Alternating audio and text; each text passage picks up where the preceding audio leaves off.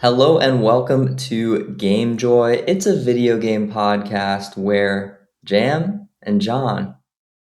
Oh, dang. I feel like I was thinking the other night. Okay, so I didn't finish the intro. Hi, I'm Johnny. I'm Jamie.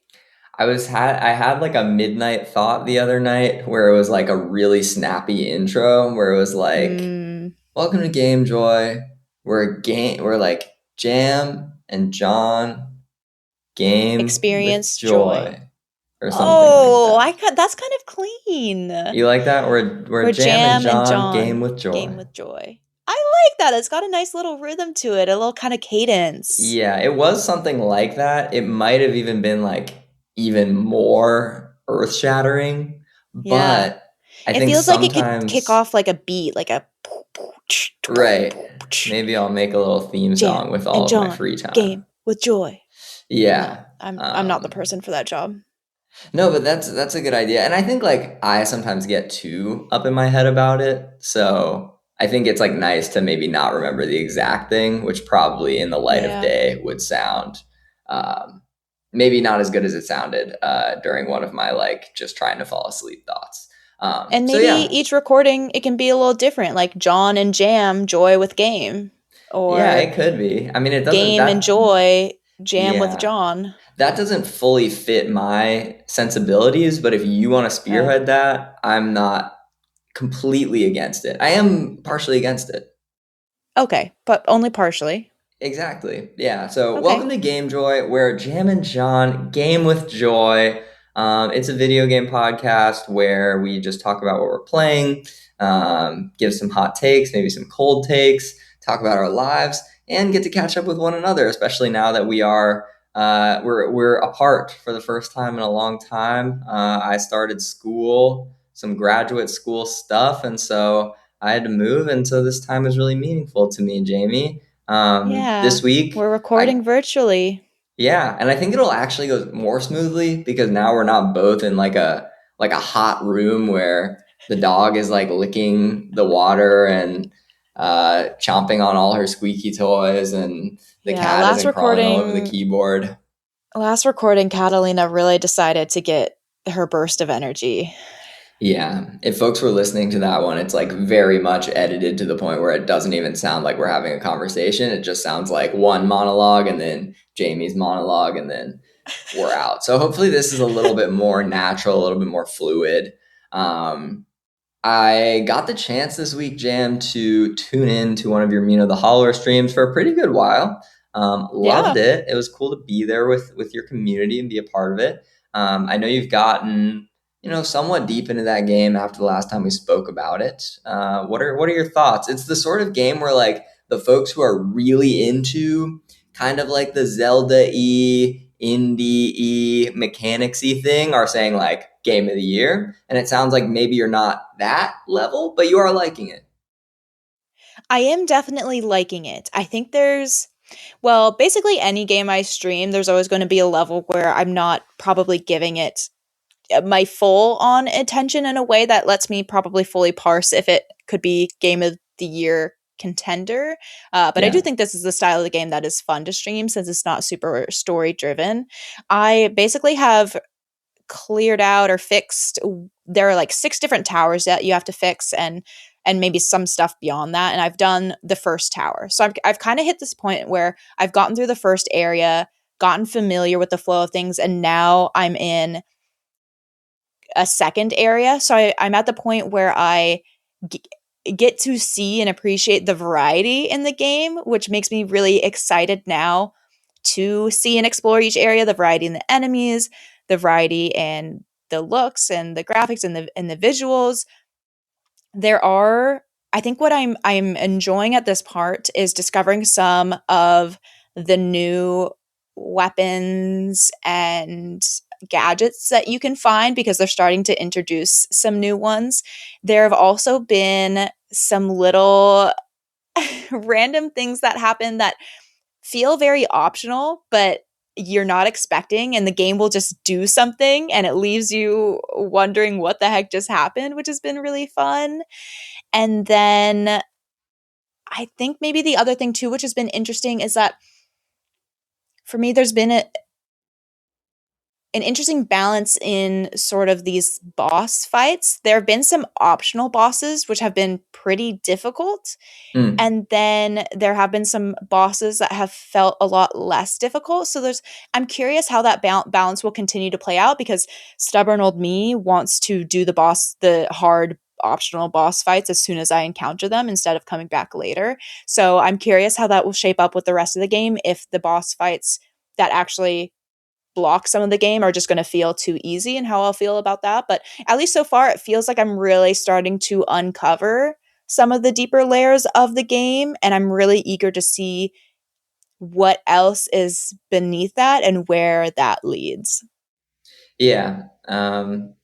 It's cool to hear. It's like a nice, I do think, middle ground between, some of the takes I've heard, which have been like the really kind of like mechanics driven, like game podcasters, game journalists, where they're like, or like the Dark Soulsy, but also Zelda people are like, it's the best, it's the greatest.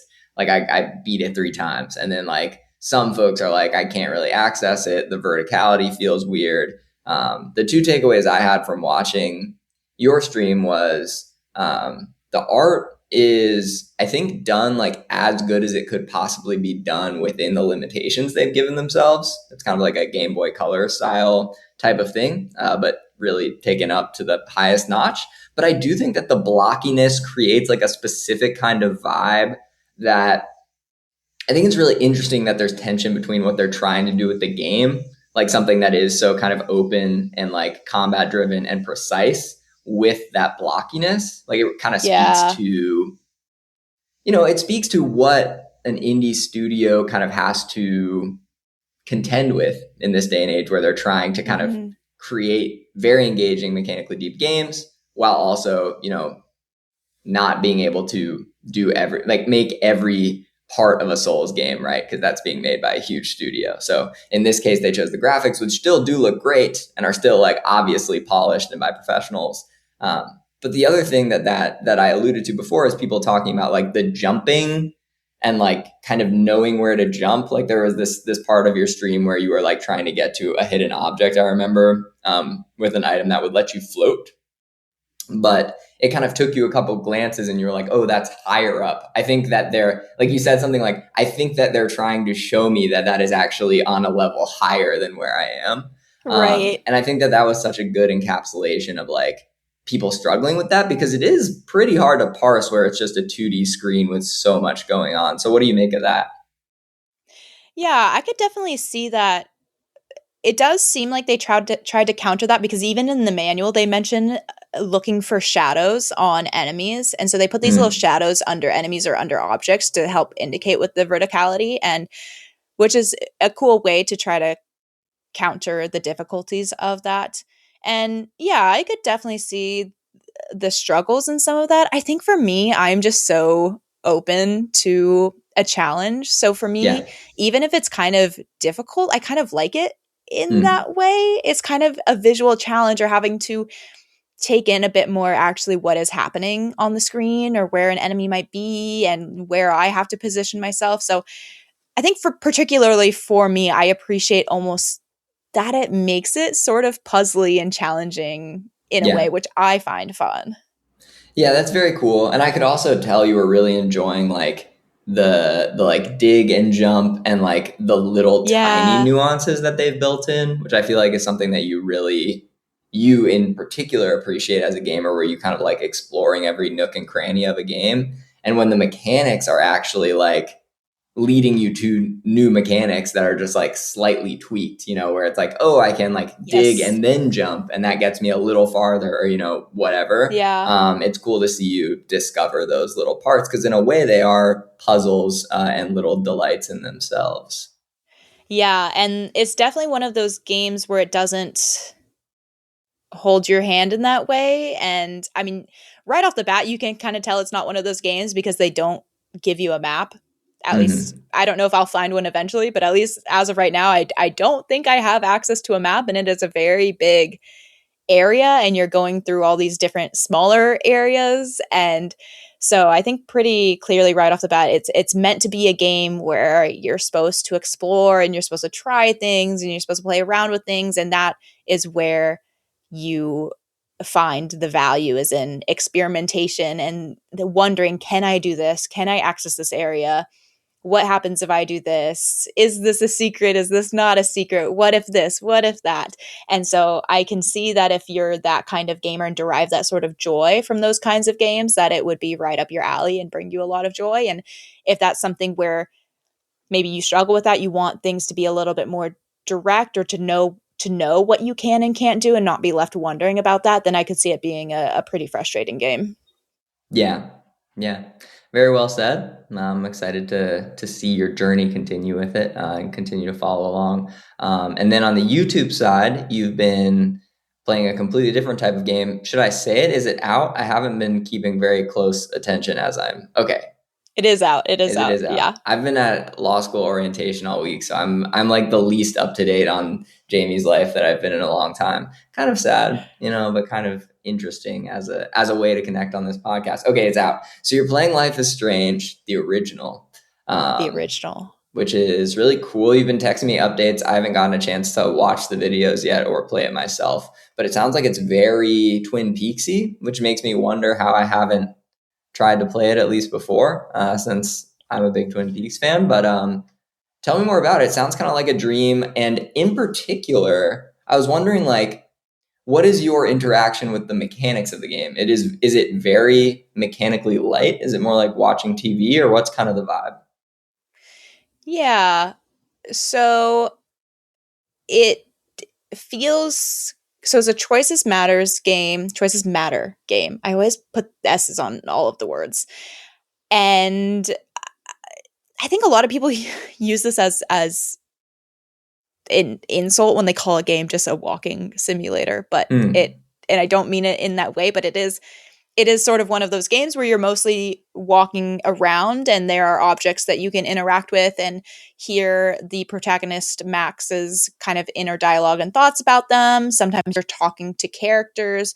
So it is, it is very mechanically light. You're mostly just kind of walking around, interacting with things, talking to people, and then you're uncovering the story throughout that. And since it's a choices matter game, as the story goes on, there are different moments where you can choose between a few different options, a couple of options, and thus the game and the story can go down different branching paths based off of that.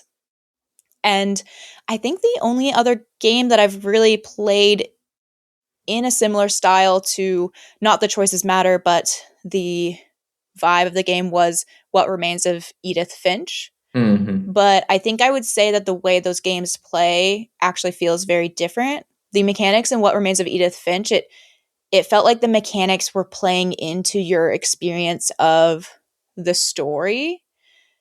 And I think this feels more like you are just acting as Max, and then thus going just being you just are Max, and you're looking at some things or you're talking to some people, and that's the extent of it. But I think with it being a choices matter game, the power and the heart of the game is in those choices. So it is learning more about your world, learning more about the characters, learning more about your environment and what's going on, and then making choices off of that. Yeah, very cool. And the age-old question, how spooky really is it? Well, I only just finished episode 2, and there are 5 episodes in the game. So I think there's a lot left, and I think a lot more is going to happen. But it definitely felt like episode 1 was really just easing you into it. Episode 2 started to get a lot more intense. I'm not sure. You asked how spooky it is? Yeah. I guess more Have you heard that? specifically. Oh no, you seem to think it was like getting really Twin Peaksy, and Twin Peaksy is like pretty heavy. So I think, and this is because I think something being influenced or Twins Peaky can probably go in different ways. Because I mentioned Yeah, that I thought it was Twins Peaky, and then other people said that Alan Wake 2 was which inspired. It is was very very Twins Twin Peaky. Peaksy. Yeah. Yeah, and I think my sense, at least right now, from Life is Strange, is that it's less like it's more Twin Peaky in the meat of the story and what's happening. Like there's kind of a mystery, a missing person, there's like heavy stuff going on. Yeah. But And less that's really, monsters. Is that yeah, what you're saying? less, Yeah, yeah. It's not at like least you're, right now. yeah. Also, I like how you're saying before you were like, I always put S's on the ends of things. And then I'm saying Twins Twin Peakies. Peaksy, and you're saying Twins Peaky. Peaky Twins Blinders, Gov. Um, Twin well, Peaks. Twins Peak. no, that's really cool. I'm excited for more. I also just like as your partner and someone who wants to support you. And I'm sorry to ask this question on air, but it comes to mind. And if gotta save the thumbs, can't be texting this type of thing. Do you want me to be like how much do you want me to be watching and engaging like with your YouTube? Because I realize I do the Twitch more, and you've told me to drop in on those. It means a lot to you, and I do it. Like, do you want me to be watching all of these? Because I will for you. I just I haven't prioritized it, and I'm sorry if that has made you upset. Y'all, I hope everyone out there can find a partner who asks these questions. Do you want me to watch your Let's Plays? That's really the most serious question you can ask a partner. I have never had that desire cross my mind, and I would say only do it if you want to. I think also I Yeah. recognize that it's a lot of games that you haven't played. I don't think I've played a single game that you've played yet, and I think a lot of times they're more story driven. So I think most of the time I would only I would prefer for you to be able to experience the game yourself if it's a game Right. you're interested in playing rather than just watching the video. And a lot of them I am because you like them and it's fun to talk about them with you. Well, that Yeah. makes sense. Sometimes I do watch them when I miss you and I need a little dose of Jamie in my life. And that's why they're out there. If anyone needs a little dose of Jamie in their life, it's Yeah. on the webs. I mean, who wouldn't? You are a beacon of joy, as the name of this podcast goes. But speaking of, what was the thing that kind of triggered this? Because I was thinking there was something along the lines of mechanical girlfriend or I don't know. It was something I don't know. This maybe was all in my head, but I thought we were talking about something where it's yeah. I mean, just then there was some pivot point that I was trying to bring it to, but basically today I had the best Persona social link arc that I've had in the entire Persona 3 Reload. And it was it happens at 60 hours in. I'm like, Atlas, why do you do this to people? You put this up front, so many more people are going to be into these games, but you put this back here and it's sickos only. And that's now we got sickos only up in Persona. I mean, I guess I'm one. I'm 60 hours You in. I'm gotta reward. You I'm gotta reward the 2 most hours. dedicated players. Yeah, I think I'm 2 hours away from finishing the game. So I've kind of snapped through it. Some people say it takes 80 to 100, and I'm sure it would if you didn't zip through some of the dialogue and not explore everything, which I'm sure I don't. I go to Tartarus once or twice every month instead of as much as people do, I'm sure. But I have slowed down, obviously, on my consumption of the game as I've been starting law school, and I think that that's a sad fact of my life is that I'm just going to be playing fewer games. But it also makes my game time a lot more meaningful to me. And I found that with Persona, where when I can get into a groove with it, even in just the last week, it's felt a lot more meaningful because I'm oh, this is immersive wellness time instead of just this is what I do for my job, which never really was a thing. But all of that very not smooth transition was to say that the end of this, well, I don't want to spoil it, but just the social link arc with Aegis, who is your robot companion, your party has a battle robot basically, and her name's Aegis, and her social link thread, which is 10 little vignettes that you get to spend time with Aegis. It has her Aegis's whole thing is you're questioning through her. Well, she is questioning what makes someone human, because she looks just like a human, and she goes to school with you and is trying to, her whole thing is she's trying to figure out the meaning of life and if she has any way to connect with that meaning, I guess. And so she's always saying things that really, really connect with me, stuff about death, stuff about how like life is finite, and when you like meet people, there's inevitably going to be an end, even if that end comes like when you both die, like stuff like this, very heavy out of the blue. So it really connects with me because I kind of have that type of existential mind. So I'm just like taking screenshot after screenshot during this little arc, and I was not expecting to like get as invested in Aegis as I did. Like I was expecting for like my main like waifu to be like Yukari or Mitsuru, but Aegis is now like my favorite character, and definitely the person I'm gonna like romance and like fall in love with. She's awesome. Wow. So I would mean, it sounds highly, like with that kind of yeah, character, it takes 60 hours for them to develop and you yeah. know, I mean, they're working out there. it was just wild. But anyway, the I won't spoil it, but there's like a thing called a Papillon Heart.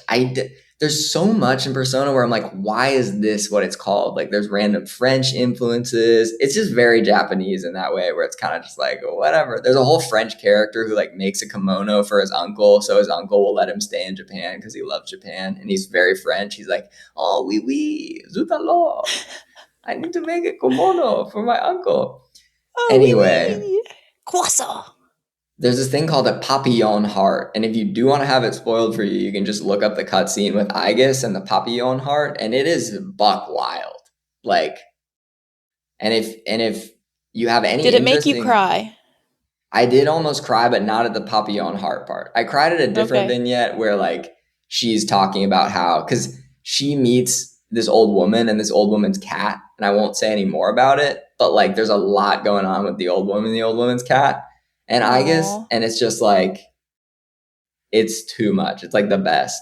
But If and there's like an animal involved, I have to believe that the emotions can run heavy. in a real way too, like it's not just like, oh, that's cute. It's like they're talking about, yeah, like life and death and loneliness and why, certain people are more okay with being on their own, and like why there's meaning in life even if everyone dies, like stuff like that, through this Mm. old woman I guess and the old woman's cat. And I'm just like, I fucking can't. This is all the things I love. So I don't know. I've never really been that much into sci-fi as much as I am into like other forms of speculative fiction. But I feel But like now you're I guess realizing you love robots. I don't have like an amorous love for robots. I mean, in the game, I hope to, but um, in real life, I just think like it's pretty played out at this point. Like the Yeah. idea of like what is the like Ex Machina, I think is like not the game Deus Ex, but I think Mm. there's a movie that's like about a robot human that was really famous called like Ex Machina. I think there's like obviously a ton of stories about like robots um, being sentient and what that means. And then in today's age of AI, of course, that's becoming more and more of a reality. But Mhm. there's just something about this in particular that was like, I've been around these high schoolers that are talking about mostly like pretty fine written dialogue about like pretty normal stuff like love and what's going to happen. And oh, I can't cook. Will you help me cook? How does this coffee taste? Oh, this dog is cute. Oh, its master died. Like, what's up with that? But then, like, I guess is out there like questioning the meaning of life from a robot's perspective. And I'm like, that's fucking sick. And I might want to get into more media like that. Um, okay, so those are my positive thoughts. So you're into the robots questioning life and existence, less so into the can robots fall in love. No, I like that. I like it all because I like it. Like Oh, I I like see. I just like robots trying to figure out human emotions because Mm. really, aren't we all the robots trying to do that too? You know. So true. Well, that's just Snaps. where I'm at. I'm like, this is Snaps. poignant because I feel the way Igus does, and I am a human. So it's like I don't Yeah. know. I mean, basically, when we're born as a baby, we are a robot. We don't know what it's like to be human when we're born as a baby, and then we're just trying to figure it all out. There's just a lot there. And also she was like created as like a killing machine. And so her whole Mm. thing is like trying to get more into like being her own person, basically, like becoming a Yeah. person. And I just think Can that you rewire what you were made for? it's done really well. It's done really well. And there's like tons of other cool stuff I want to talk about, but I really don't want to spoil it any further. go play the game if you have any interest in this and like JRPGs and want to hang out with Igus. Would highly recommend, but you can't do it until literally the last 3 hours of the game. So good luck. So you're buckling up for the long haul. Yes. A few other thoughts that I've written down. Some are good and some are bad. I'll continue with the good as we are already here. There's also some really meaningful moments sitting down with a young character named Ken, who's a part of your party. He's like a boy, and his mom died early in his life. I won't spoil how or why, but he's an orphan. And you don't know why he's trying to understand like coffee as much. Like he invites you to like make coffee together, and you're like, okay, Ken, like you're kind of a weird kid, but let's sit down and make coffee. The coffee actually gives you like a really useful item afterward, so that's a reason. But then more importantly, you realize that his mom made coffee every morning, and he like remembers the smell of it and associates it with her. So he's like trying really hard to get good at making coffee to like honor her, and it's so cute. Aww, And you like have these that's little so moments where sweet. you're drinking the coffee together and talking about that, and I just thought it was really good. Sometimes it's good at telling stories, Persona. Sometimes it's absolutely bad and terrible, and a lot of the time it is, unfortunately. But you take the bad with the good in like a 70-hour, 80-hour experience. This is Persona 3 Reload, by the way. I'm pretty sure I didn't say that to start. But this is like the one game I've been playing really. Well, and that little moment kind of makes me think about maybe the pro and con, or the yin to the yang of playing a game like this, which resembles life in such a way. And I think that can be hard for some people when they think they don't want to play a game that's basically just doing life things. And granted, I know there's stuff like slaying monsters and fighting beasts that isn't like Yeah, life, but then I think the other side of that is just kind of like a small beautiful little moment like that, where I mean, I think we talk about this a lot. I think about this a lot. I talk about this a lot, about how games help us understand more about ourselves in a way, but through playing and thinking about other characters and other people and their stories, and thinking about that character who is trying really hard to honor their mom by making coffee every day and trying to get really good at it. Like, that's something where you might see someone else do that and not think about why they're doing this thing, but then getting to hear about it in this game and engage with it in this game can just start to rewire your perspective in your day to day, or even maybe kind of question and think about the things that you do in your life, and how why you do them, why you want to do them, or connect with some moment in your life, which is just such a cool part about games, and probably a special part about a game like this, where it has those more mundane pieces of dialogue and story in it that can actually hit us even heavier. definitely. That's a really good point. And like the coffee stuff is just so cute because he's like, yeah, he's like pouring into a little Chemex. Like it's so cute. Oh, He's such a nice boy. Um, we Another love a thing, nice boy.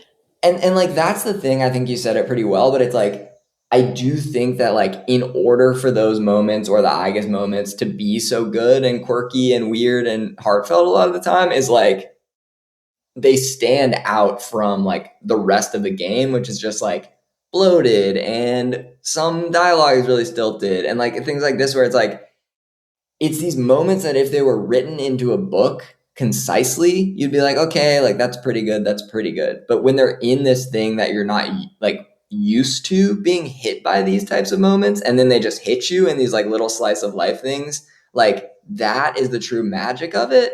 And I think like that's a little bit more of a cynical way of talking about Persona. A lot of people who love Persona and are like diehard fans are the ones who are saying like, I love the game like standard, and then those moments like kick it up like to the mountain. Those skyrocket it to the moon. And for me, it's like it's very good. It's like not something I'm obsessed with for most of it. And then there'll be these little moments that pop out where I'm like, I'm obsessed with that. Like that's awesome. And I think those are it's another thing that only games can do because in no other form of media are you like making these choices like 60 hours in, you know? Like even if you're reading a Right. long book, you're just like reading it. And I think only in a game are you playing for that long and then still being like smacked in the face by these like cute moments or meaningful moments.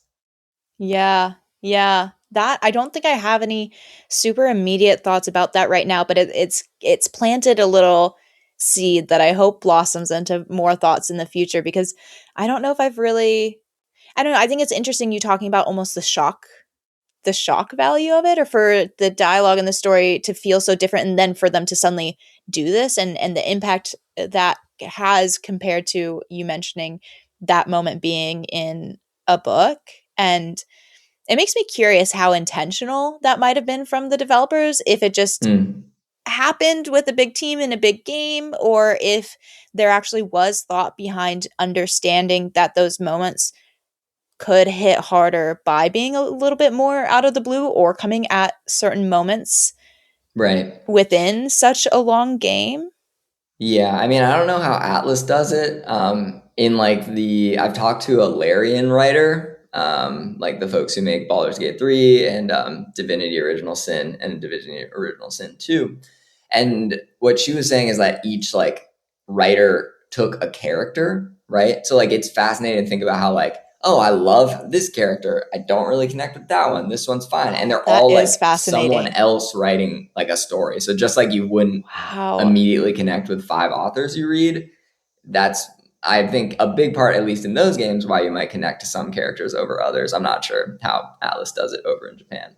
Um, Yeah. but yeah, whoever handled Aigis and Ken with the coffee, good for you. I'm not sure how to say that in Japanese, but arigato gozaimasu.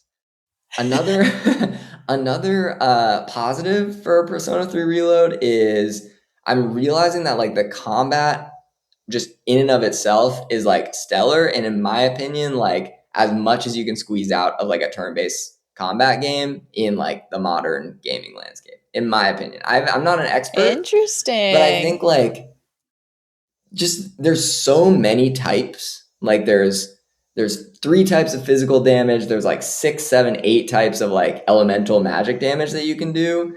So it's like it's not like Pokemon where it's like, oh, it's a grass type, I use a fire move. It's like sometimes it is that, but sometimes it's way more complicated than that. There's like a ton of items you can have access Where to do we in the feel that world. Pokemon's turn-based combat ranks on the quality of turn-based combat scale? I just haven't played like so many turn-based combat games, and I probably played the most Pokemon out of any just because that was my childhood for a lot of it. I still remember like going over to my best friend Jamie's house, not this Jamie, listeners, but Jamie who's now a man who leads canoeing trips up in Minnesota. Hi, Jamie. I was going over to Jamie's house, like bringing my DS and just being like, Jamie, like we'll each play on our DS and we'll stay up all night playing Pokemon. And I think we did it. It sounds kind of miserable, but we did it. So I don't know, like the like switching between monsters types of Pokemon, I think it is cool. Like that compared to something like Radiant Historia, Perfect Chronology, or like Final Fantasy X or other ones I've played is like it's cool that you have this team of 6 that you can like switch between. Persona's kind of similar because the main character has access to multiple personas, whereas like the other 3 party members only have access to one. Mhm. Um, and each character has both a physical attack, like a sword, and the persona who can also do physical attacks or magic attacks. So it's just like, it's very deep in that Interesting. way. The items come from like story moments, and like you can buy a drink at a vending machine, and that can be a combat item. And then there's just kind of like the animations and like aesthetics of it are all so on point. Like each character has a special move or multiple special moves. And like the way that those cutscenes are animated kind of makes me love anime, like just in those moments. It's very cool. I would recommend just like going, for instance, if you go like on YouTube and just look up like I guess special move Persona 3 Reload, like you'll see what I'm talking about. It just like it's awesome. Or you could look up any character in that.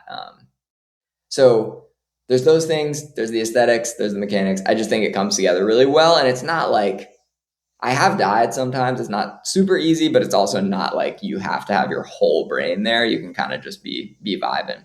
So those are my positives, Jamie. Do you want to add anything before I do the dunk? I do the slam down. Well, mostly I was just wondering, maybe you kind of answered it in your last little words there of being able to it's not too hard, not too easy, being able to vibe a little bit. I was kind of wondering if you felt like maybe some of the more significant battles force you to really use and know and learn your characters more, or if it feels more like you can just kind of just spam some basic attacks. Or I was just wondering how much it feels Yeah. like the game forces you to actually engage with all that is available versus not. Yeah, I'm playing on normal difficulty, and I have found that like you do have to like pretty much know what's going on, or you'll get beaten by like the boss characters. Um, and like the level, like there's kind of mini bosses as you climb up Tartarus, which is this never-ending tower. And so yeah, I would say it's like it's not the hardest you'll find, but it's not like you can just keep pressing A and like be done with the battle. Usually Okay. what you can do is you have to like hit the enemy weakness, which you can only find out like a round into combat by spending like your support Mm, character's SP, which are like magic points or mana. yeah. And then once you have that, you have to use a move that's of that type. And then you can do what's called an all out attack, which is just another moment of like once the enemy's downed, you can like all pile up and beat up on them. And it's like this animation and it's just fun to watch. Um, That so sounds yeah, fun. yeah, it's fun. It's like it strikes a nice balance between not being completely saccharine and like easy while also like just having these fun moments where you can't just press A and watch what happens. Yeah. Honestly, the other day I was thinking like, is this how like someone who plays Elden Ring a lot feels, but like they're doing all of those button inputs and I'm just like sitting here watching what the folks animated. Obviously they're different, but it's like two kinds of epic, which is Yeah. funny. Um, so those are my good thoughts. Um, Slam dunk it now. I'm dunking on just like the absolute bullshit way that this game handles like romantic relationships and like women because well, actually in Persona 3 Portable, it's the only game ever in a Persona series that you can play as a female lead, which is awesome. Hmm. But of course, they didn't include that in the update. In Persona 3 Reload, you have to play as a man. You like are a man of few words, as a lot of video game characters are. Uh-huh. And every single woman you come into contact with, if you advance their social link farther enough, Uh-huh. they're all like, "Oh, you're so mysterious. I like that." Like every single one in their own way is like that. And then like Mm. you don't have any options to romance men. And all the women adore that you're like aloof, adore that you like hang out with other women. They're like intrigued by that, So adore we've that we've like, got a bunch of avoidant attachment types here. but it's like, it's just so like, I cannot believe that this game gets praised for like its relatable characters because nobody acts like that. Like, and I thought you could romance one character and then like you're done. Like it doesn't let you romance other ones. And it like Uh-huh. so I was impressed because one character who I said like I just want to be friends was like you were leading me on for a lot of that. And I thought it was like reacting to like some of the dialogue choices I'd picked. And I thought Uh-huh. she was like scolding me for that. And I was like, that's cool. Like you could actually instruct some like, shut-ins about how to interact with like people in real life. Oh Um, no. but then I'm like, oh, I got to be careful about who I can romance. Then I start romancing everyone just to see what happens. It's totally fine with it. It's like, remember you got a relationship with someone else. And I was just like, that's fine. I love this person too. And they're like, oh, I love you back. You're awesome. So it's like, Now, are we being like supportive of ethical non-monogamy here? no, Or we're okay, yep, yep. the game is endorsing like, hey, you want to be cool, you want women to like you, be completely emotionally unavailable, just be an asshole and like date six different people at once. They won't care. And then like when it's time, you can just pick whoever you want and the other ones will be totally fine that you just like fucked with them the whole time because it's a game. And then on top of that, they're just like they go from 0 to 100 with like the like innuendo where like you're just friends, Oh. and then at one point they're like stay in my room, and if I make loud noises, I hope other people don't hear me. Like, and I'm just like, is this a game for, like, who is this for? Like, I know who it's for, and I'm like, why is it just for these people? And then on top of this, there's like, there's multiple plot lines, multiple. I'm talking Okay. two. One of your Okay. social links, you're talking to a guy who's super in love with his teacher, and the whole social link is about how he's going to romance his teacher, like a porn movie. And Tough. then there's a separate social link where you're interacting with someone on like a multiplayer massive online RPG. Like you're just talking online. And the way that you level up all the way to that character is she ends up admitting that she has a crush on your character, but she doesn't know it's you because you're playing as like anonymous like avatars. And she says she's a teacher at school, and I love one of my students. And I'm just like, I don't think you can attribute this to like cultural differences, you know? It's just like misogynistic as fuck. It's like none of these women would have any interest in my nerdy asshole character. And yeah, it's just they have so much better stuff going on for them that I'm just like, girls, please, you can do so much better. It is an interesting thought in regards to media and arts and how things are done and why you do them and how you expect people to engage with them and why you want them to engage in that way, because there is a lot of art and media out there and like movies and books where you read or watch or see people do stuff that you would never do and think things you would never think and say things you never think, and like just are different people and wild stuff happen, and you can pull things from that.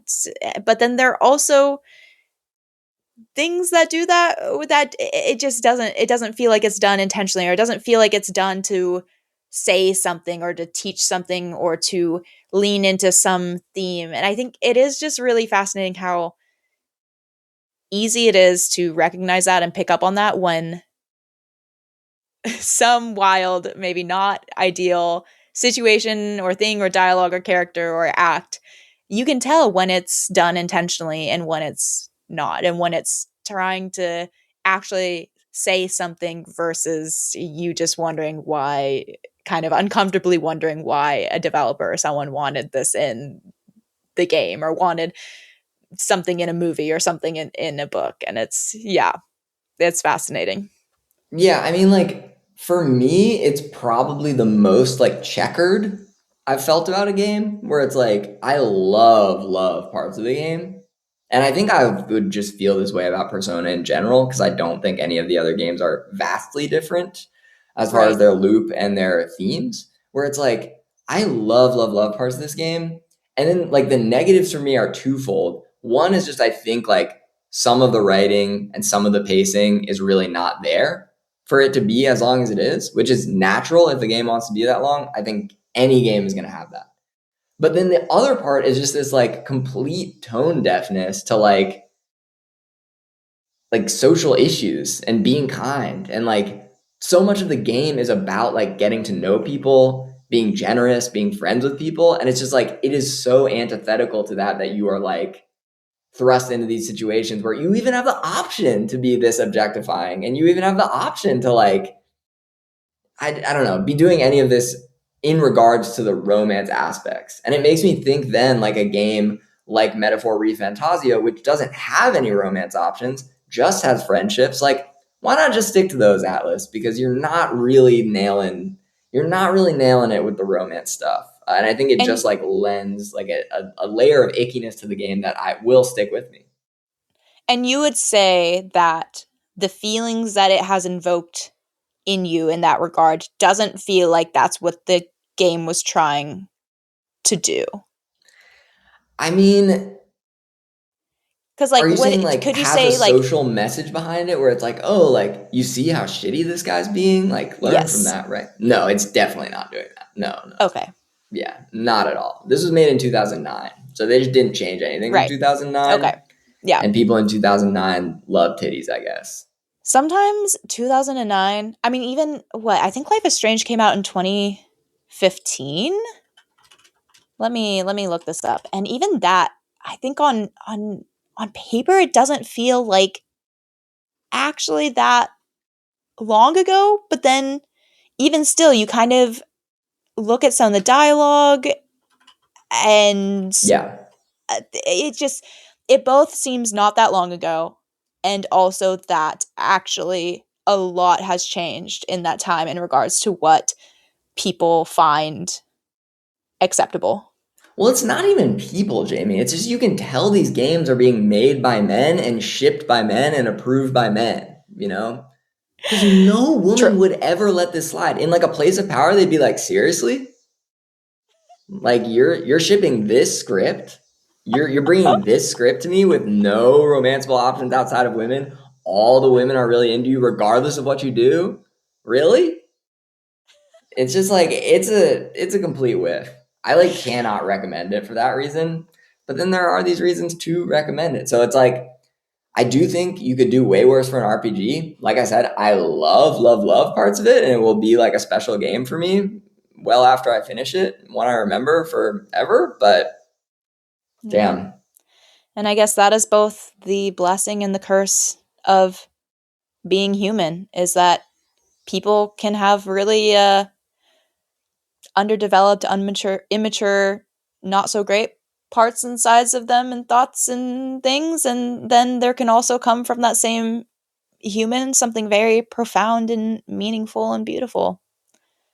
You just get a few more women on this Persona 3 team, I think you really got something. But until then, man, I'll be hopefully looking for another There's some Persona game Duncan to improve happening. upon it. Yeah. Yeah.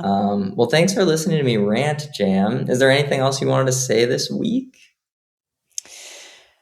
I'm trying to think what other gaming I've been up to. It's mostly been Life is Strange and then playing Mina the Hollower. I played just a couple sessions of Fields of Mistria and might do some more of that in my free time, but also maybe not. I think that's maybe just not the style of game for me right now, Really? or maybe not for me. Yeah, I kind of had a period where I was feeling like I would want to play more Fields of Mistria, but then I think when I just had a little bit more time away from it, and when I think about it a little bit deeper, I think that type of game isn't really what I'm looking to get out of games right now. I think I want to feel more deeply impacted or challenged rather than kind of cycling through time and doing these Mm-hmm. routine things, which is something we've talked about a lot in regards to life sim games or games like farming sim games. And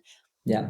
that's just because that's not what I'm looking for right now. But you know that I went through my Stardew Valley phase when I was really Yeah. enjoying it, and having that sort of routine did And the actually feel immersion in very, the and the routine. immersion, Yeah. yeah, it felt very calming. So, I think there's a time and a place for it, but I think for me, perhaps not right now. And I've granted, I feel if I played more of it, I probably would get sucked into it and Yeah. definitely be enjoying it and wanting to do it. But I think I don't want that right now. Yeah, that's super fair. I mean, I'm obviously in a similar boat with law school. I wouldn't want a game that feels like it's kind of taking all my time and like I think giving me the immersion that I honestly crave after like a long day of interacting with lawyer folk to kind of just be in Yeah. my own space. Yeah. But that's interesting. So to summarize for you, I think this is actually cool. Like tracking where our like gaming goals are each week, and maybe they won't change. But for me, it's fascinating, at least for now, to make it a little impermanent segment. Yeah. So you're thinking challenge and story impact are kind of the two things you're looking for. Well, I also say that, and I'm planning on starting or playing Myst next week. Whoa! Yeah, I don't think I've told you this. For YouTube for On stream. stream. Yeah, Ooh, exciting. because That'll be an I interesting hang vibe. I'm putting hang in quotes because yeah, streams are for the hangs. because streams are for the hangs. I actually kind of to my surprise, found myself missing playing some more puzzly games after trying Blueprints, after playing Outer Wilds. I Yeah. think I've actually discovered that I enjoy puzzly games, and but that probably shouldn't have been a surprise considering that I do software development and my favorite part about that is the problem solving of Mm, problems. But I think maybe now that most of my work is offloaded to AI, actually playing the puzzle games is satisfying that desire a lot more. mm. Whereas a lot of that used to come from my work previously. So yeah, I think next week I'm going to start Myst. So you can add into that little goal. I guess it's a little bit of everything except for calm and cozy. As I want the action. I'm enjoying the actiony reaction stuff from Mina the Hollower. Life is Strange is the story, the emotion, the characters, and then I'm hoping Myst will give me some of the puzzly problem solving stuff. So it's just, I've got the trio. We've got the Yeah. triad. That's cool because I was actually thinking about it today, like for me, with where my new life is kind of putting me in my brain space, is like, what do I need next? And I think after I finish up Persona, I'm going to split time between Final Fantasy X, which I know you'll be excited to hear, and Mm-hmm. Fire Emblem Three Houses, going back a few Oh, years. that's a JRPG as well, right? It is. It's like a tactics RPG Oh, with okay. some like life sim elements. So it's more Persona-y. But for me, it's like it's not as Persona-y as Persona, obviously, but it has more of those elements than a more linear JRPG. Yeah. And I think for me, it's just like kind of vibing, like kind of being in it, seeing it happen, like maybe doing a few button presses. But there's this adventure game that's coming out. It actually came out yesterday when you're listening to this, which is today when we're recording it. It's called Theropods. It looks Okay. sick. All my favorite Okay. adventure game people are supporting it, but I was like, and I'm gonna buy it and support the dev, and I think probably interview the dev on Indie Game Garden at some point. Um, but yeah, I was like, do I need a like puzzly like staring at the screen and thinking game? Not right now. Maybe sometime down the road, Right. but like where my brain is being engaged all day, like it's like a different space than I've been in a long time. And I wonder if like I'll be able to enjoy like some of the Dragon Quest games or like Octopath Traveler or some more JRPG type games, since usually those feel a little bit like too floaty for me, like too kind of Right. like not engaging my like Slay the Spire deck building part of me. But like right now, I'm my little gremlin. But right now, I'm like maybe we'll stick with the Maybe. JRPGs for a bit. So that's where I'm at. I am, yeah, very curious to see what happens here. It will be really fascinating if you starting and being in law school significantly changes the types of games that you gravitate towards. I mean, I wouldn't be surprised at Yeah. all, but I will be interested to see if it does and how it does. Well, it's interesting too because like reading a case is like an adventure game. Right. Where it's like you're going in and you're like trying to pick out like the banana peel that you can put on the end of a mop that you can grab the thing from the rafters and unlock the door with it. Like all of those Yeah, things is like reading a you're case is just underlining and like that. trying to like pull out the rules, pull out the issue in these like judges writings that can be like really esoteric at times or feel that way. And Right. when I get home, sometimes I just want like, yeah, like let me just press A and watch what Titus does when I do that. And Let me just watch this little cutscene and then I can and go, ha ha ha ha ha. If you know, well, you know. folks, yeah, if you know, you know. We've yapped for a while. Thank you for being with us here. And yeah, we'll talk to you next time. Oopsies. That's a Riku favorite. All right, before Jamie Thanks gets for too being far here, into the folks. catchphrases, yeah, we love you. See you next time. Bye, y'all.